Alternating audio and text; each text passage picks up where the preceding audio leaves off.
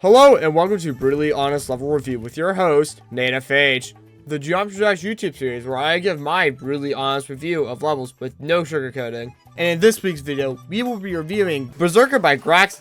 Remember to subscribe for more level reviews and make sure to comment what level you want me to review and I'll pick one out for the next episode. Berserker by Grax is an 8-star insane created and, you know what, I'll let the people's deductive reasoning figure this one out.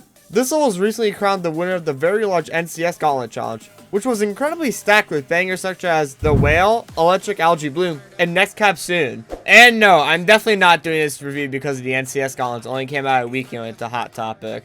Berserker is also rated Mythic, making this the first Mythic level I'm reviewing on this channel. Wait, didn't Rob say that there'd only be 2-3 Mythics a year? Anyway, onto the gameplay of Berserker. The first cube is solid, which is easy to understand, except these teleportals, which are replaced with this icon, which is a little jarring at first, but isn't bad. The next part is also a cube, which is pretty easy to read. The part that builds up to the drop is definitely the best part of this level gameplay-wise. It's pretty consistent, with the only bad thing being that this transition between the spider and the yellow chain orb part is a little blind. Mainly the second yellow orb, as you can see the first yellow orb completely fine, but not the second. Then we get to the drop for an absolute stinker of a ship. I mean, just look at the hitboxes of this part. There's a total of 4 obstacles to avoid in a part that's 10 seconds long, and you go through all the obstacles in a matter of seconds, so the rest is just empty. For a mythic level, the rating that's supposed to imply that this is one of the best levels in the game, this isn't excusable and is really a shame. Sadly, the next part isn't a huge step up, but it at least has gameplay throughout the entire length of the part. The first one is this crazy UFO that has you bumping against debris, which at first isn't really readable, until you understand they just need to hit the orbs after you die. The second half of this part is a little learning, but it's fine. It's pretty fun to watch the cube go through the building. The next good few drop sections are pretty solid, for the most part. The first one has this rhythm of 2 inputs broken up by a pad into a single input and then back again, which flows pretty well. The next section isn't much, as it's mostly in all the 2 or 3 inputs needed, depending if you hold the last one or not. The next section is not a cube, but instead a spider.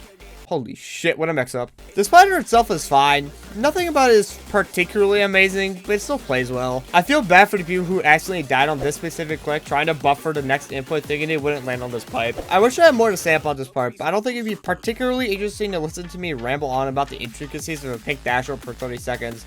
Or maybe it would, I don't know. As much as I would like to say that this level ends off on a crazy good part, it doesn't. It ends on a very open ship part that just has a few structures on the top and bottom. After that is just a cutscene that leads into the end screen. I'm a little disappointed with the overall gameplay of Berserker, as the ships do seem rushed, and while it does have its good parts, it's not something I would want to be jumping for joy to beat again, like Electric Algae Bloom. Now, I've seen some people say that Berserker is pretty mediocre for a mythic, and one thing they usually say is that the level isn't as coherent as something like Next Cap Soon or Astrolith. I find this argument kind of silly because you're assuming that the level is supposed to have a more sandstone theme, which it isn't. Tangent aside, this first part of Berserker has this cool cybernetic feel with these block designs, more calm atmosphere and electronic parts in the blocks. This part sort of serves as some interesting contrast to what the later parts look like. I like the second part a good bit. The weird combo of a rave with a space background is done very well, and his eye thing looks pretty cool too. I find it impressive how Grax found a balance with the bulge trigger to make the background curve but also feel natural. The transition between this and the next part is pretty smooth with how the eyeball seamlessly transitions to a... Actually, I don't know what this is.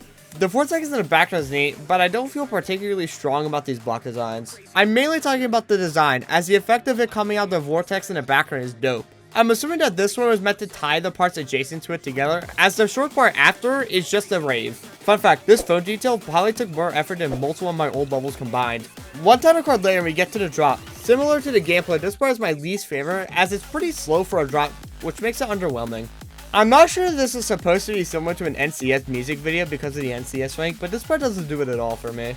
Luckily, the next part is much more fitting for a drop part. Putting the gameplay aside, this part is visually awesome. It's fun to watch the icon bounce off the debris, and we even get this funny part with the cube fella watching YouTube videos, and then we just crash into the building. The second half of this part has the icon going through said building they crash into as their building crumbles away. It's just fun to watch, and it's really well done. After basically committing suicide, you get into the last few parts, which include Michael Myers, a chainsaw, and a skeleton driving a car.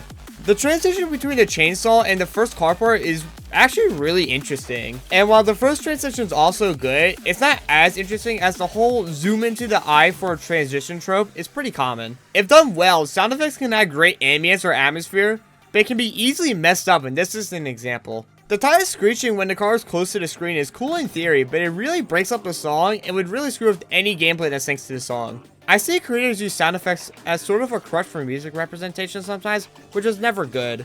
A quick example is having lightning flash on strong notes of a song rather than throwing lightning sound effects on it and calling it a day.